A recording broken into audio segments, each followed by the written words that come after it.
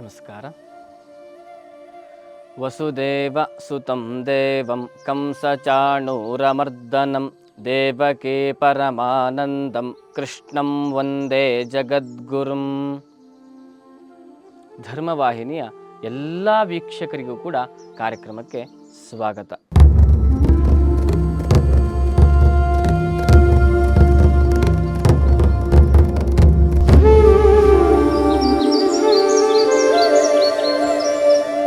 ಇವತ್ತಿನ ದಿವಸ ನಾವು ಕಷ್ಟದಲ್ಲಿರುವಂಥದ್ದು ಸರ್ವೇ ಸಾಮಾನ್ಯ. ಒಂದಲ್ಲ ಒಂದು ದಿವಸ ನಮಗೆ ಕಷ್ಟ ಎನ್ನುವಂಥದ್ದು ಬಂದೇ ಬರುತ್ತೆ. ಆ ಕಷ್ಟವನ್ನು ದಾಟಬೇಕು ಅಂತಂದರೆ, ಆ ಕಷ್ಟದಿಂದ ನಾವು ಪಾರಾಗಬೇಕು ಅಂತಾದರೆ ಯಾರದಾದರೂ ಒಬ್ಬರ ಸಹಾಯ ಅತ್ಯನಿವಾರ್ಯವಾಗುವಂಥದ್ದು.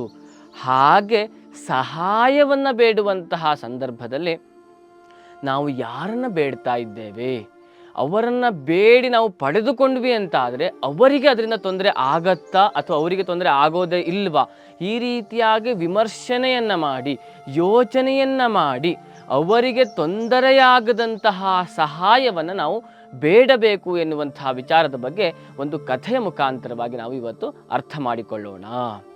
ನಮಗೆಲ್ಲರಿಗೂ ತಿಳಿದ ಹಾಗೆ ಅಗಸ್ತ್ಯ ಮಹರ್ಷಿಗಳು ಮಹಾತಪಸ್ವಿಗಳು, ಮಹರ್ಷಿಗಳಾಗಿರ್ತಕ್ಕಂಥವರು. ಅವರು ಲೋಪಾಮುದ್ರಾ ಎನ್ನುವಂತಹ ವಿದರ್ಭ ದೇಶದ ರಾಜಕುಮಾರಿಯನ್ನು ವಿವಾಹ ಮಾಡಿಕೊಳ್ತಾರೆ. ಅವಳು ವಿದರ್ಭ ದೇಶದ ಆಗರ್ಭ ಶ್ರೀಮಂತನ ಮಗಳಾಗಿದ್ದರೂ ಕೂಡ ಅಗಸ್ತ್ಯ ಮಹರ್ಷಿಗಳಿಗೆ ಒಳ್ಳೆ ರೀತಿಯಾಗಿರ್ತಕ್ಕಂತಹ ಪತಿವ್ರತ ನಿಷ್ಠೆಯಾಗಿರ್ತಕ್ಕಂತಹ ಪತ್ನಿಯಾಗಿ ಇವರ ಜೊತೆಗೆ ಬರ್ತಾಳೆ.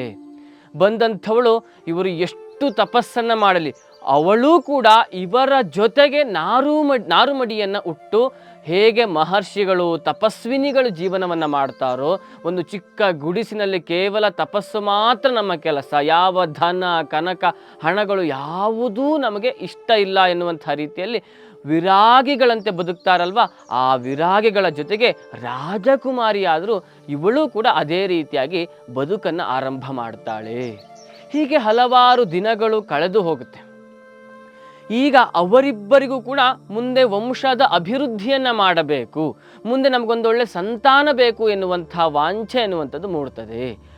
ಆಗ ಲೋಪಾಮುದ್ರೆ ಹೇಳ್ತಾಳೆ ತನ್ನ ಗಂಡನಾಗಿರ್ತಕ್ಕಂತಹ ಅಗಸ್ತ್ಯ ಮಹರ್ಷಿಯ ಬಳಿ, ಏನು ನಮಗೆ ಆಯಿತು, ಏನಾದರೂ ತೊಂದರೆ ಆದರೂ ಕಷ್ಟ ಬಂದರೂ ಹೇಗೇ ಇದ್ದರೂ ತೊಂದರೆ ಇಲ್ಲ, ಆದರೆ ನಮಗೆ ಹುಟ್ಟುವಂಥ ಮಗು ಕಷ್ಟಪಡಬಾರ್ದು. ಅದು ಪ್ರತಿಯೊಬ್ಬ ತಂದೆ ತಾಯಿಯಂದಿರ ಸಹಜವಾಗಿರ್ತಕ್ಕಂತಹ ಆಸೆ ಎನ್ನುವಂಥದ್ದು. ಅದೇ ರೀತಿಯಲ್ಲಿ ಲೋಪಾಮುದ್ರೆಗೂ ಅದೇ ಆಸೆ ಬಂತು. ಮುಂದೆ ನಮಗೆ ಮಕ್ಕಳ ಆದಂತಹ ಸಂದರ್ಭದಲ್ಲಿ ಅವರಿಗೆ ಕಷ್ಟ ಬರಬಾರದು, ಅವರ ಇಷ್ಟಾರ್ಥಗಳನ್ನು, ಅವರ ಏನೇನು ಆಸೆ ಇದೆ ಅಲ್ಲ ಅದೆಲ್ಲವನ್ನು ಪೂರೈಸಿಕೊಳ್ಳುವುದಕ್ಕೆ ಏನು ಹಣ ಎನ್ನುವಂಥದ್ದು ಬೇಕೋ ಅದು ನಮ್ಮಲ್ಲಿದ್ದರೆ ಆಗ ನಮಗೂ ಕೂಡ ಸಂತೋಷದಿಂದ ಮಕ್ಕಳನ್ನು ಮಾಡಿಕೊಳ್ಳುವುದಕ್ಕೂ ಒಂದು ಉತ್ಸಾಹ ಎನ್ನುವಂಥದ್ದು ಬರ್ತದೆ ಅಂತ ಹೇಳಿ ಅವಳು ತನ್ನ ಗಂಡನ ಬಳಿ ಕೇಳಿಕೊಳ್ತಾಳೆ. ಇಲ್ಲಿಯವರೆಗೂ ನಾನು ಏನೂ ಕೂಡ ಕೇಳಿದವಳು ಅಂತ ಅಲ್ಲ, ಇವತ್ತಿನ ದಿವಸ ಇದೊಂದು ವಿಚಾರವನ್ನು ನಿಮ್ಮ ಎದುರಿಗೆ ಇಡ್ತಾ ಇದ್ದೇನೆ ಎನ್ನುವಂಥ ರೀತಿಯಲ್ಲಿ ಅವಳು ಕೇಳ್ತಾಳೆ. ಆಗ ಅಗಸ್ತ್ಯ ಮಹರ್ಷಿಗಳು, ಧರ್ಮ ವಿರುದ್ಧವಾಗಿರ್ತಕ್ಕಂಥ ಕಾರ್ಯವನ್ನು ನಾನು ಮಾಡಲಿಕ್ಕೆ ಸಾಧ್ಯವಿಲ್ಲ, ಆದರೆ ನೀನು ಏನು ಕೇಳ್ತಾ ಇದ್ದೀಯಲ್ಲ ಇದನ್ನು ನಾನು ಧರ್ಮದ ದಾರಿಯಲ್ಲಿ ಮಾಡಬಹುದು, ಹಾಗಾಗಿ ನಾನು ಕೂಡ ಒಂದು ಪ್ರಯತ್ನವನ್ನು ಮಾಡ್ತೇನೆ ಎನ್ನುವಂಥ ರೀತಿಯಲ್ಲಿ ತನ್ನ ಪತ್ನಿಗೆ ಹೇಳಿ ಅವರು ಆ ಆಶ್ರಮದಿಂದ ಹೊರಟು ಶ್ರುತರ್ವಾಣ ಎನ್ನುವಂತಹ ಒಬ್ಬ ರಾಜನ ಆಸ್ಥಾನಕ್ಕೆ ಬರ್ತಾರೆ. ಯಾರು ಈ ಶ್ರುತರ್ವಾಣ ಅಂತಂದರೆ ಬಹಳಷ್ಟು ಹಣವನ್ನು ಹೊಂದಿರತಕ್ಕಂತಹ ಮಹಾಧನಿಕನಾಗಿರ್ತಕ್ಕಂತಹ ರಾಜನಾಗಿರ್ತಾನೆ. ಇವನ ಕೋಶದಲ್ಲಿ ಹಲವಾರು ವಜ್ರ ವೈಡೂರ್ಯಗಳು ಬಂಗಾರಗಳು ಎಲ್ಲವೂ ಕೂಡ ಇರ್ತದೆ. ಹಾಗಾಗಿ ಇವನನ್ನು ನಾನು ಕೇಳಿದೆ ಅಂತ ಆದರೆ ನನ್ನ ಒಂದು ಇಷ್ಟಾರ್ಥ ನೆರವೇರಬಹುದು, ದಾನವಾಗಿ ಈ ಕಷ್ಟದ ಕಾಲಕ್ಕೆ ನಾನು ಕೇಳುವ ಅರ್ಹತೆಯನ್ನು ಕೂಡ ಅಗಸ್ತ್ಯ ಮಹರ್ಷಿಗಳು ಹೊಂದಿದ್ದರು. ಅದನ್ನು ಕೂಡ ನಾವು ನೋಡಿಕೊಳ್ಳಬೇಕಾಗಿರ್ತಕ್ಕಂಥದ್ದು, ನಮ್ಮಲ್ಲಿ ಆ ಅರ್ಹತೆ ಇದೆಯೇ, ನಾವು ಯಾವುದಾದನ್ನಾದರೂ ಪಡೀತಾ ಇದ್ದೀವಿ, ದಾನವಾಗಿ ಸ್ವೀಕಾರ ಮಾಡ್ತಾ ಇದ್ದೀವಿ ಅಂತ ಆದರೆ ನಮ್ಮಲ್ಲಿ ಆ ಯೋಗ್ಯತೆ ಇದೆಯಾ ಎನ್ನುವಂಥದ್ದನ್ನು ನಾವು ಕೂಡ ವಿಚಾರ ಮಾಡಿಕೊಂಡೇ ಹೋಗಬೇಕು. ಹೀಗೆ ಅಗಸ್ತ್ಯ ಮಹರ್ಷಿಗಳು ಆ ಶ್ರುತರ್ವಾಣನ ಆಸ್ಥಾನಕ್ಕೆ ಬಂದು ಆ ರಾಜನ ಬಳಿ ಕೇಳ್ತಾರೆ. ಹೀಗೆ ವಂಶದ ಅಭಿವೃದ್ಧಿಯನ್ನು ಮಾಡಬೇಕು ಎನ್ನುವಂಥ ನಿರ್ಧಾರದಿಂದ ನಮ್ಮ ಮಕ್ಕಳಿಗೆ ಯಾವುದೇ ಅನಾನುಕೂಲ ತೊಂದರೆ ಬರಬಾರದು ಎನ್ನುವಂತಹ ಭಾವನೆಯಿಂದ ಒಂದಷ್ಟು ಹಣವನ್ನು ಪಡೆದುಕೊಳ್ಳಬೇಕು ಎನ್ನುವಂತಹ ಭಾವನೆಯಿಂದ ನಾನು ಇಲ್ಲಿಗೆ ಬಂದಿದ್ದೇನೆ. ಸುಮ್ಮನೆ ಯಾವುದೇ ಕೆಲಸ ಇಲ್ಲದೆ ಅಲ್ಲಿ ಕೇಳುವಂಥದ್ದಲ್ಲ ಅಗಸ್ತ್ಯ ಮಹರ್ಷಿಗಳು.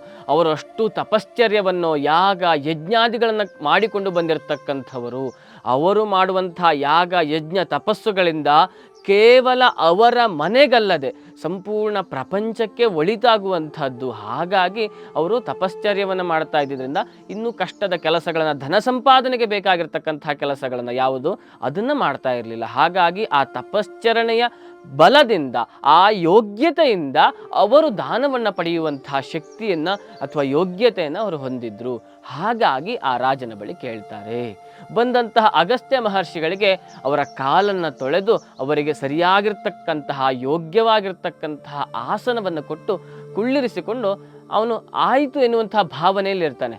ಆದರೆ ಅಗಸ್ತ್ಯ ಮಹರ್ಷಿಗಳೇ ಮುಂದಾಗಿ ಕೇಳ್ತಾರೆ, ನಾನು ಕೇಳಿದ್ದನ್ನು ನೀನು ಕೊಡ್ತೀಯ, ಆದರೆ ಕೊಡುವುದರಿಂದ ಮತ್ತೆ ಮುಂದೆ ನಿನ್ನ ಪ್ರಜೆಗಳಿಗೆ ಏನು ಮಾಡಬಾರ್ದು, ಎಕ್ಸ್ಟ್ರಾ ಟ್ಯಾಕ್ಸ್ ಅಂತ ನಾವೇನು ಹೇಳ್ತೀವಲ್ವ, ಆ ರೀತಿಯಾಗಿರ್ತಕ್ಕಂಥ ತೆರಿಗೆಯನ್ನು ನೀನು ವಿಧಿಸಬಾರ್ದು. ಇಲ್ಲಿಯವರೆಗೆ ಏನು ತೆರಿಗೆಯನ್ನು ನೀನು ಕೊಡ್ತಾ ಇದ್ದೀಯಲ್ವ ಅಥವಾ ತಗೊಳ್ತಾ ಇದೆಯಲ್ವ, ಅದನ್ನು ಬಿಟ್ಟು ಎಕ್ಸ್ಟ್ರಾ ಕೇಳುವಂತಿಲ್ಲ. ಅಥವಾ ಯಾವುದೋ ಪ್ರಜೆಗಳಿಗೆ ಒಂದು ಸವಲತ್ತುಗಳನ್ನು ಕೊಡ್ತಾ ಇದ್ದೀಯಾ, ಆ ಒಂದು ಸವಲತ್ತುಗಳನ್ನು ಕೂಡ ನೀನು ಕಸಿದುಕೊಳ್ಳಬಾರ್ದು. ಅಯ್ಯೋ ಅಗಸ್ತ್ಯ ಮಹರ್ಷಿಗಳಿಗೆ ನಾನು ದುಡ್ಡು ಕೊಟ್ಟೆ, ಹಾಗಾಗಿ ಇವರಿಗೆ ಕೊಡ್ತಾ ಇರತಕ್ಕಂತಹ ಅನ್ನವನ್ನು, ಊಟವನ್ನು, ದುಡ್ಡನ್ನು ಕಸಿದುಕೊಳ್ತೀನಿ ಅಂತ ಅದನ್ನು ಕೂಡ ಕಿತ್ತುಕೊಳ್ಳಬಾರದು. ಹೀಗೆ ಆಗತ್ತೆ ಅಂತ ಅಂದರೆ ನನ್ನ ಇಷ್ಟಾರ್ಥಕ್ಕಾಗಿ ಧನವನ್ನು ಕೊಡು.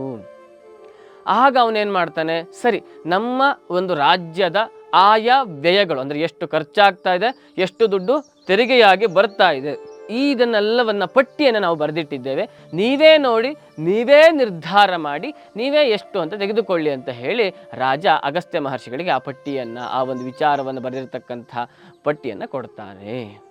ಅದನ್ನು ನೋಡಿರ್ತಕ್ಕಂಥ ಅಗಸ್ತ್ಯ ಮಹರ್ಷಿಗಳು ಏನು ಮಾಡ್ತಾರೆ, ಇವನ ಆಯಾ ವ್ಯಯಗಳು ಎನ್ನುವಂಥದ್ದು ಸರಿಸಮಾನವಾಗಿದೆ, ಎಷ್ಟು ದುಡ್ಡಿನ ಉತ್ಪನ್ನ ಆಗ್ತಾ ಇದೆಯೋ ಅಷ್ಟಿನ ಸರಿಯಾದ ಖರ್ಚೇ ಆಗಿ ಹೋಗ್ತಾ ಇದೆ, ಇದರಿಂದ ನಾನು ತೆಗೆದುಕೊಂಡೆ ಅಂತಂದರೆ ಪ್ರಜೆಗಳ ಹೊಟ್ಟೆಯ ಮೇಲೆ ಹೊಡೆದ ಹಾಗಾಗತ್ತೆ, ಹಾಗಾಗಿ ಬೇಡ ಅಂತ ಹೇಳಿ ಅವರು ಹೇಳ್ತಾರೆ. ಇನ್ನೇನು ಮಾಡುವಂಥದ್ದು, ಆಗ ಪಕ್ಕದಲ್ಲೇ ಇನ್ನೊಬ್ಬ ರಾಜನಿದ್ದಾನೆ, ಇನ್ನೊಂದು ರಾಜ್ಯ ಇದೆ, ಬೃಧ್ನಾಶ್ವ ಎನ್ನುವಂತಹ ಮಹಾರಾಜ ಅಲ್ಲಿ ಆಳ್ವಿಕೆಯನ್ನು ಮಾಡ್ತಾ ಇದ್ದಾನೆ. ಆ ಬೃಧ್ನಶ್ವನ ಹತ್ರ ಬಳಿ ಹೋಗ್ಬಿಟ್ಟು ನಾವು ಹಣವನ್ನು ಅಥವಾ ಧನವನ್ನು ಕೇಳೋಣ ಅಂತ ಹೇಳಿ ಇವರಿಬ್ಬರು ಕೂಡ ಮಾತನಾಡ್ಕೊಳ್ತಾರೆ. ಹೀಗೆ ಅಗಸ್ತ್ಯ ಮಹರ್ಷಿಗಳು ತದನಂತರದಲ್ಲಿ ಶ್ರುತರ್ವಾಣನು ಕೂಡ ಇಬ್ಬರು ಸೇರಿ ಆ ಬೃಧ್ನಶ್ವನ ರಾಜನ ಬಳಿ ಹೋಗ್ತಾರೆ. ಹೋಗಿ ಇದೇ ರೀತಿಯಾಗಿ ಪ್ರಸ್ತಾಪವನ್ನು ಇಡ್ತಾರೆ. ಹಣಕ್ಕೋಸ್ಕರವಾಗಿ ಬಂದಿರತಕ್ಕಂಥದ್ದು, ಈ ರೀತಿಯಾಗಿ ನಿನ್ನ ಬಳಿ ಇದೆ ಅಂತ ಆದರೆ, ಅದರಿಂದ ಪ್ರಜೆಗಳಿಗೆ ತೊಂದರೆ ಆಗುವುದಿಲ್ಲ ಅಂತ ಆದರೆ, ಆ ರೀತಿಯಾಗಿರ್ತಕ್ಕಂತಹ ಬೇಕಾದಂತಹ ಹಣವನ್ನು ಕೊಡು ಅಂತ ಹೇಳಿ ಅಗಸ್ತ್ಯ ಮಹರ್ಷಿಗಳು ಕೇಳ್ತಾರೆ. ಆಗ ಅವನು ಅದೇ ರೀತಿಯಲ್ಲಿ ಹೇಗೆ ಶ್ರುತರ್ವಾಣ ಮಾಡಿದ್ನೋ ಅದೇ ರೀತಿಯಲ್ಲಿ ಆಯಾ ವ್ಯಯದ ಪಟ್ಟಿಯನ್ನು ತರಿಸಿ, ಎಷ್ಟು ಹಣ ನನಗೆ ನಮ್ಮ ರಾಜ್ಯದ ಬೊಕ್ಕಸಕ್ಕೆ ಬರ್ತಾ ಇದೆ, ಕೋಶಕ್ಕೆ ಬರ್ತಾ ಇದೆ, ಎಷ್ಟು ಹಣವನ್ನು ಪ್ರಜೆಗಳಿಗಾಗಿ, ರಾಜ್ಯಕ್ಕಾಗಿ, ಸೇನೆಗಾಗಿ ನಾನು ಖಾಲಿ ಮಾಡ್ತಾ ಇದ್ದೇನೆ, ವ್ಯಯ ಮಾಡ್ತಾ ಇದ್ದೇನೆ ಎನ್ನುವಂಥದ್ದನ್ನು ತರಿಸಿ ನೋಡಿ ಅಗಸ್ತ್ಯ ಮಹರ್ಷಿಗಳಿಗೆ ಅವನು ಕೊಡ್ತಾನೆ. ಆಗ ಏನಾಯಿತು, ಅಲ್ಲಿಯೂ ಕೂಡ ಅದೇ ಸಮಸ್ಯೆ, ಎಷ್ಟರ ಆದಾಯ ಇದೆಯೋ ಅಷ್ಟರ ಒಂದು ವ್ಯಯ ಎನ್ನುವಂಥದ್ದು ಖಾಲಿಯಾಗುವಂಥ ಪ್ರಕ್ರಿಯೆ ಪ್ರತಿನಿತ್ಯವೂ ಕೂಡ ಅಲ್ಲಿ ನಡೆದುಕೊಂಡು ಬಂದಿದೆ. ಇಲ್ಲಿಯೂ ಕಸಿದುಕೊಳ್ಳುವಂತಹದ್ದು ಸರಿಯಲ್ಲ, ಅದು ಪ್ರಜೆಗಳ ಹೊಟ್ಟೆಯ ಮೇಲೆ ಹೊಡೆದ ಹಾಗಾಗುತ್ತದೆ ಅಂತ ಹೇಳಿ ಅಗಸ್ತ್ಯ ಮಹರ್ಷಿಗಳು ಯೋಚನೆ ಮಾಡಿದಾಗ ಆ ಇಬ್ಬರು ರಾಜರು ಕೂಡ ಹೇಳ್ತಾರೆ, ಏನೋ ಇಲ್ವಲ ಎನ್ನುವಂತಹ ಒಬ್ಬ ರಕ್ಕಸ ರಾಜ ಅಂತ ಅಂದುಕೊಳ್ಬೋದು, ಅವನಿದ್ದಾನೆ, ಅವನ ಬಳಿ ಹೋದರೆ ಏನಾದರೂ ಬಹಳಷ್ಟು ಹಣವನ್ನು ಹೊಂದಿರತಕ್ಕಂಥವನು ನಿಮಗೆ ಪರಿಹಾರ ಸಿಗಬಹುದು ಅಂತ ಹೇಳಿ ಹೊರಡ್ತಾರೆ. ಮೂವರೂ ಅಲ್ಲಿಗೆ ಹೋಗ್ತಾರೆ. ಅವನು ರಕ್ಕಸನಾಗಿದ್ದರಿಂದ ಅವನ ಕೆಟ್ಟ ಬುದ್ಧಿಗೆ ಸರಿಯಾಗಿ ಅವನಿಗೆ ಶಿಕ್ಷೆಯನ್ನು ಕೊಟ್ಟು, ವಿಶೇಷವಾಗಿರ್ತಕ್ಕಂಥ ಅವನ ತಮ್ಮನನ್ನು ಸಾಯಿಸುವುದರ ಮುಖಾಂತರವಾಗಿ ಶಿಕ್ಷೆಯನ್ನು ಕೊಡ್ತಾರೆ. ಅವನು ಏನು ಮಾಡ್ತಾ ಇದ್ದ, ಒಳ್ಳೆಯ ಋಷಿಮುನಿಗಳೆಲ್ಲರನ್ನೂ ಕೂಡ ಸಾಯಿಸ್ತಾ ಇದ್ದ. ಹಾಗಾಗಿ ಅವನಿಗೆ ಶಿಕ್ಷೆಯನ್ನು ಕೊಟ್ಟು ಕಟ್ಟ ಕಡೆಯಲ್ಲಿ ಅವನಿಂದಲೇ ದಾನವಾಗಿ ಪಡೆದು ಇವರು ತಮ್ಮ ಸಂಸಾರಕ್ಕೆ, ತಮ್ಮ ಜೀವನಕ್ಕೆ ತೆರಳುತ್ತಾರೆ, ತಮ್ಮ ಮನೆಗೆ ಬರ್ತಾರೆ. ನಾವು ಇಲ್ಲಿ ಅರ್ಥ ಮಾಡಿಕೊಳ್ಳಬೇಕಾಗಿರ್ತಕ್ಕಂತಹ ಸಾರಾಂಶ ಏನು, ಅರ್ಥ ಏನು ಅಂತಂದರೆ, ನಮ್ಮ ಜೀವನದಲ್ಲಿಯೂ ಕಷ್ಟ ಬಂದಾಗ ಅದು ದುಡ್ಡಿನ ಸಮಸ್ಯೆ ಆಗಬಹುದು, ಅಥವಾ ಉದ್ಯೋಗದ ಸಮಸ್ಯೆ ಆಗಬಹುದು, ಕೆಲಸದ ಸಮಸ್ಯೆ ಆಗಬಹುದು, ಯಾವ ಸಮಸ್ಯೆ ಬಂದಾಗಲೂ ಕೂಡ ಇನ್ನೊಬ್ಬರ ಸಹಾಯ ಇಲ್ಲದೆ ಈ ಭೂಮಿ ಮೇಲೆ ಯಾವ ವ್ಯಕ್ತಿಯೂ ಕೂಡ ಬದುಕಲಿಕ್ಕೆ ಸಾಧ್ಯವೇ ಇಲ್ಲ. ಒಬ್ಬನು ಪ್ರತ್ಯಕ್ಷವಾಗಿ ನೇರವಾಗಿ ಸಹಾಯ ಮಾಡಬಹುದು, ಇನ್ನೊಬ್ಬ ಇಂಡೈರೆಕ್ಟ್ ಆಗಿ ಪರೋಕ್ಷವಾಗಿ ಸಹಾಯವನ್ನು ಮಾಡಬಹುದು. ಆದರೆ ಸಹಾಯವಿಲ್ಲದೆ, ಇನ್ನೊಬ್ಬನ ಸಹಕಾರವಿಲ್ಲದೆ ಒಬ್ಬ ವ್ಯಕ್ತಿ ಬದುಕಲಿಕ್ಕೆ ಅಸಾಧ್ಯವೆನಿಸುತ್ತೆ. ಹಾಗೆ ಸಹಾಯವನ್ನು ಕೇಳುವಾಗ ಹೇಗೆ ದುಂಬಿ ಎನ್ನುವಂಥದ್ದು ಹೂವಿನಲ್ಲಿರುವಂತಹ ಮಕರಂದವನ್ನು ಹೀರಿದರೂ ಕೂಡ ಆ ಹೂವಿಗೆ ಯಾವ ನೋವು ಉಂಟಾಗುವುದಿಲ್ಲವೋ, ಹಾಗೆ ನಾವು ಕೇಳುವ ಸಹಾಯ ಅವನಿಗೆ ನೋವುಂಟಾಗದಂತಹ ರೀತಿಯಲ್ಲಿರಬೇಕು. ಹೀಗೆ ಸಹಾಯವನ್ನು ಪಡೆದ್ವಿ ಅಂತಾದರೆ ನಮ್ಮ ಜೀವನದಲ್ಲಿಯೂ, ಹಾಗೆ ನಾವು ಸಹಾಯವನ್ನು ಪಡೆದುಕೊಂಡಂಥವರ ಜೀವನದಲ್ಲಿಯೂ, ಎಲ್ಲರ ಜೀವನದಲ್ಲಿಯೂ ಕೂಡ ಒಳಿತಾಗುವಂಥದ್ದು. ಹಾಗಾಗಿ ಸಹಾಯವನ್ನು ಬೇಡುವಾಗ ಯೋಚಿಸಿ, ಆಲೋಚಿಸಿ ಆಮೇಲೆ ನಾವು ಸಹಾಯವನ್ನು ಬೇಡೋಣ. ಇವತ್ತಿಗೆ ಈ ಕಥೆ ಮುಖಾಂತರವಾಗಿ ಈ ನೀತಿಯನ್ನು ಅರ್ಥ ಮಾಡಿಕೊಂಡು ನಮ್ಮ ಜೀವನವನ್ನು ಮುನ್ನಡೆಸೋಣ ಅಂತ ಹೇಳ್ತಾ ಈ ಕಾರ್ಯಕ್ರಮವನ್ನು ಇಲ್ಲಿಗೆ ಮುಗಿಸ್ತಾ ಇದ್ದೇನೆ. ಧನ್ಯವಾದಗಳು. ಈ ರೀತಿಯಾಗಿರ್ತಕ್ಕಂತಹ ಕಥೆಗಳನ್ನು ಆಲಿಸುವುದಕ್ಕೆ, ಕೇಳುವುದಕ್ಕೆ ನೀವೆಲ್ಲರೂ ಕೂಡ ನಮ್ಮ ಚಾನಲ್ ಆಗಿರ್ತಕ್ಕಂತಹ ಧರ್ಮವಾಹಿನಿಯನ್ನು ಸಬ್ಸ್ಕ್ರೈಬ್ ಮಾಡಿ. ಧನ್ಯವಾದ.